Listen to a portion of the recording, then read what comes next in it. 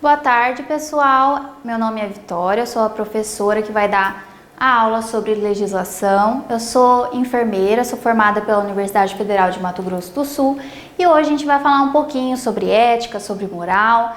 Vamos conversar um pouco sobre isso. Bom, então, ética e moral. Qual é a principal diferença entre ética e moral? A ética ela é um conjunto dos princípios morais e valores que regulamentam os direitos e deveres de cada cidadão, ou seja, são estabelecidos e aceitos por um povo em um determinado tempo. Então, a ética ela é o conjunto desses princípios morais. Então, assim, vem a ética e dentro da ética estão os princípios morais. Todas as profissões devidamente regulamentadas possuem um código de deontologia que normatiza os deveres e obrigações das profissões, ou seja, todas as profissões que estão regulamentadas, elas vão ter esse código de ética. A ética, ela busca então o quê? Ela busca normatizar os deveres do profissional e orientá-lo sobre o que deve ou não ser feito. As profissões, elas possuem esse código de ética próprio, ou seja, então cada profissão voltada para a área da saúde tem esse código de ética e ele mapeia todos os direitos, deveres e proibições que podem se exercer naquela profissão. Valores morais e não morais. Os valores morais, eles são juízos construídos socialmente, fundamentados na ideia do bem, do que é certo ou do que é errado. Ou seja, são ideias que são construídas num todo, numa comunidade. O conjunto desses juízos ele é chamado de moral, um conceito comum aos indivíduos de um determinado grupo que orienta seus sentimentos e ações. Os valores morais, então, o que é? Eles representam o quê? Uma sociedade que compreende sendo correto num período histórico, ou seja, então os valores morais eles vêm sendo construídos em todo um período histórico. Então, o que é certo e o que é errado. Esses valores eles servem como uma bússola moral para a orientação das ações, o chamado senso moral, um sentido capaz de gerar sentimentos positivos como admiração, felicidade, orgulho, mas também vem os sentimentos negativos, como a culpa, a vergonha e a tristeza. Tanto aos valores, aos costumes, às crenças, às culturas, aquilo que é considerado normal e padronizado numa sociedade, ou seja, eles são construídos de forma universal, eles são construídos com base nas experiências dos indivíduos de forma histórica, ou seja, conforme um período histórico. A transmissão desse conhecimento está relacionada ao processo de sociabilização e são essas regras ou não que normatizam a convivência. Então, ou seja, esses valores morais, resumindo, são o certo e o errado, que são construídos através de um período histórico na sociedade. Então, a ética. A ética, ela engloba o respeito, a igualdade, os valores, os direitos e dentro da ética estão esses valores morais. O que aqui ilustra muito bem o que eu acabei de falar. Então, os valores morais e não morais é aquilo que é certo ou errado conforme a concepção da sociedade, construído e elaborado durante um período histórico. A cidadania, A cidadania em relação a tudo que foi dito de ética e de valor moral. A cidadania, ela está relacionada os direitos do cidadão, do habitante, das cidades e estados da antiguidade. Então, é algo que se refere a esses direitos do cidadão. Na antiguidade, essa cidadania ela compreendia nos direitos políticos, civis, reconhecido a quem se qualificava como cidadão, porque antigamente nem todos eram considerados cidadão. Quem era considerado, eles tinham esse direito que chamamos de cidadania. A instauração da cidadania moderna dá-se a partir das lutas populares, em especial revoluções burguesas que culminam com a Declaração dos Direitos Humanos. Ou seja, a partir dessa evolução, teve-se essa instauração da cidadania moderna que culminou na Declaração dos Direitos Humanos, que conhecemos hoje como a Declaração Universal dos Direitos Humanos. E essa Declaração Universal ela tem um objetivo. Qual seria esse objetivo? Esse objetivo é de garantir a todos a liberdade, a justiça e a paz no mundo. E essa declaração ela afirma que todos os seres humanos nascem livres e iguais em dignidade e direitos. Então essa cidadania ela veio para igualitar todos no mesmo nível. E isso traz para a gente que todos têm a liberdade, que todos têm a justiça e a paz.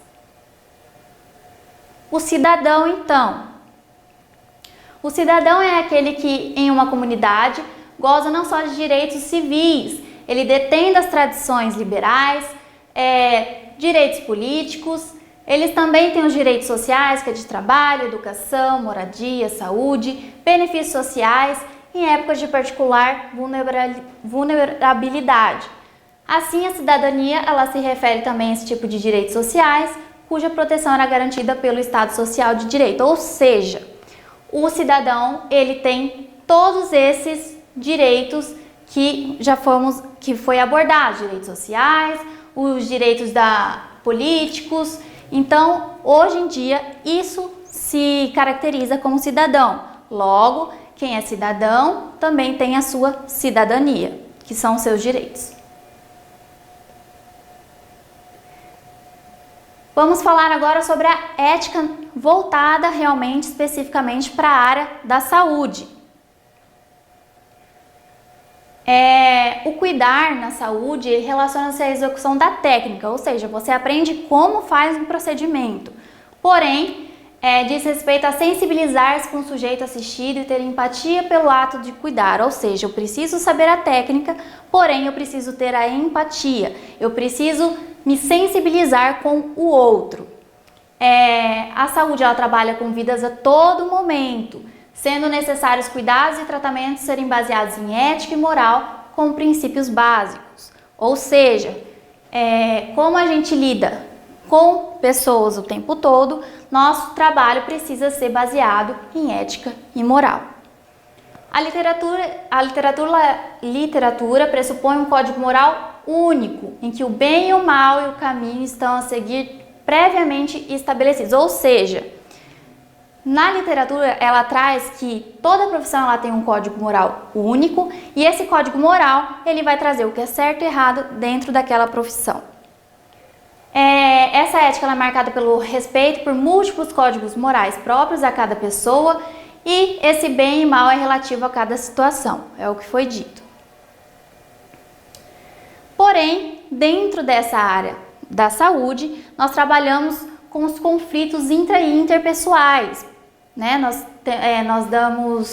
Nós temos bastante casos de conflitos intra e interpessoais na área da saúde.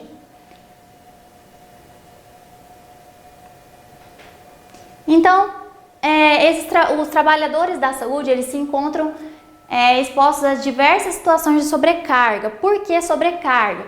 Porque tem um alto número de atendimento em relação à capacidade dos serviços, bem como situações de grande tensão. Então, dentro da área da saúde, a gente lida com tensões, com situações que precisam de grandes decisões. Então, essas situações podem gerar conflito entre a equipe.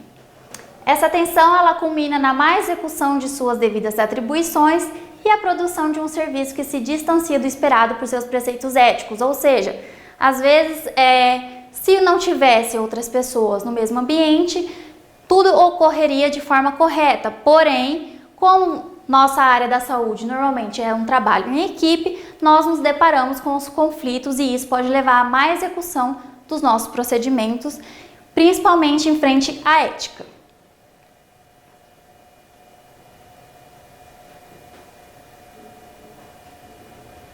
A situação de conflito ela surge quando as pessoas se colocam em posições antagônicas, ou seja, o conflito ele surge quando a minha ideia é diferente do outro. A partir dessas divergências de percepção e de ideia, sendo essas inevitáveis e necessária a vida do grupo, da vida do coletivo.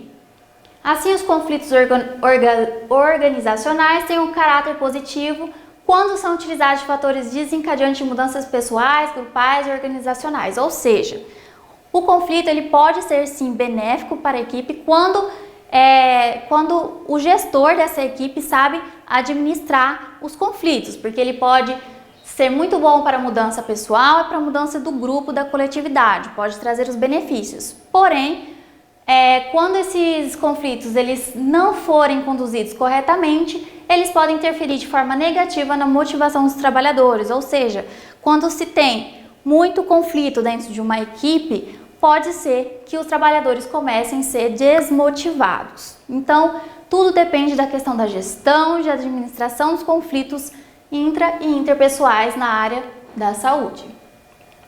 E aqui a gente traz um pouquinho das estratégias para conduzir esses conflitos no ambiente do trabalho.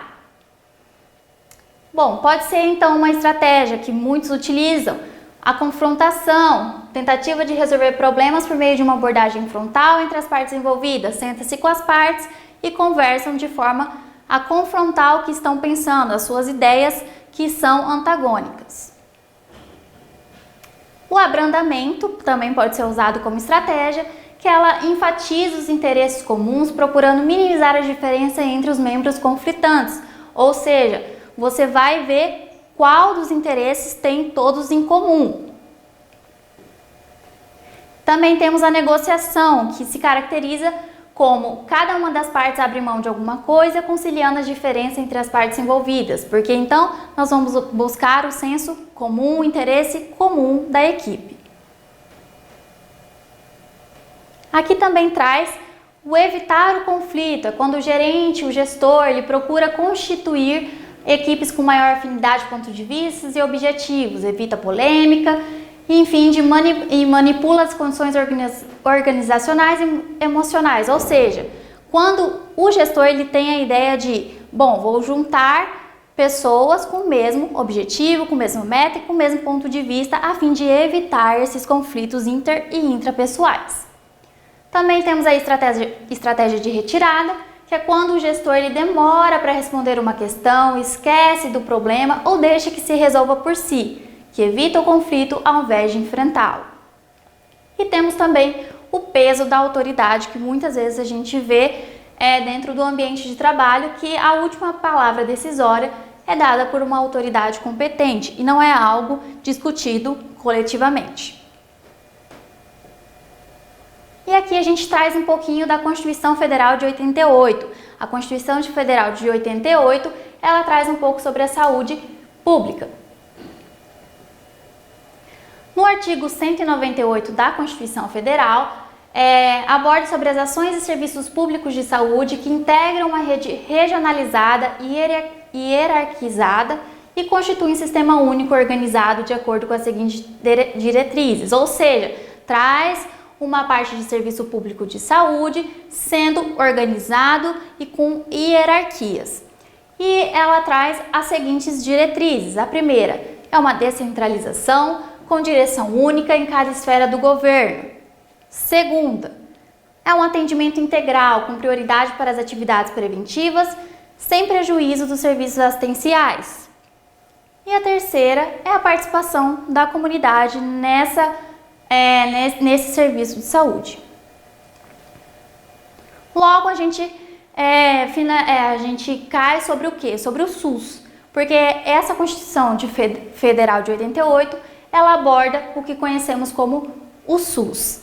Mas, enfim, o SUS é do governo, da prefeitura, dos médicos, dos bancos, né? Porque o SUS ele é um sistema unificado, ele é um sistema de rede organizada, que é o que aborda e o que traz a Constituição Federal de 88. Então, o SUS, ele é um conjunto de ações e serviços de saúde prestados por órgãos e instituições públicas, federais, estaduais e municipais, também da administração direta e indireta das fundações mantidas pelo poder público, que constitui o que conhecemos SUS. E isso está no artigo 4º da Lei Federal 8.080. O SUS ele trabalha com a mesma doutrina e os mesmos princípios organizativos em território nacional, responsabilidade das 3 esferas, ou seja, todas as medidas, tudo é igual, de forma igualitária, nos mesmos princípios organizativos, de forma nacional, nos territórios nacionais, porque ele é um sistema organizacionado, ele é um sistema hierarquizado. Ele não é um serviço ou uma instituição, o SUS não é algo único, ele é um sistema, ou seja, ele traz várias partes que são vinculadas uma à outra e isso se mantém o SUS, o sistema, uma rede. Significa um conjunto de unidade, de serviço, de ações que interagem para um fim comum. É isso que eu acabei de falar. É um conjunto de unidade, de serviço, de ações. Então, cada ponto interligado. Então, essa Lei 8.080 de 90, ela dispõe sobre a promoção, a proteção e a recuperação da saúde, a organização e o funcionamento dos serviços, que é o que baseia também o SUS. E a outra lei que está firmado o SUS é a Lei 8.142 de 90, que ela dispõe sobre a participação da comunidade na gestão do SUS e das transferências intergovernamentais de recursos financeiros, ou seja, a comunidade ela tem direito e dever de participar de toda decisão que envolva o Sistema Único de Saúde. Então, com isso, a gente finaliza a nossa aula por hoje de legislação, de ética, valores morais, de cidadania e do SUS. Obrigada!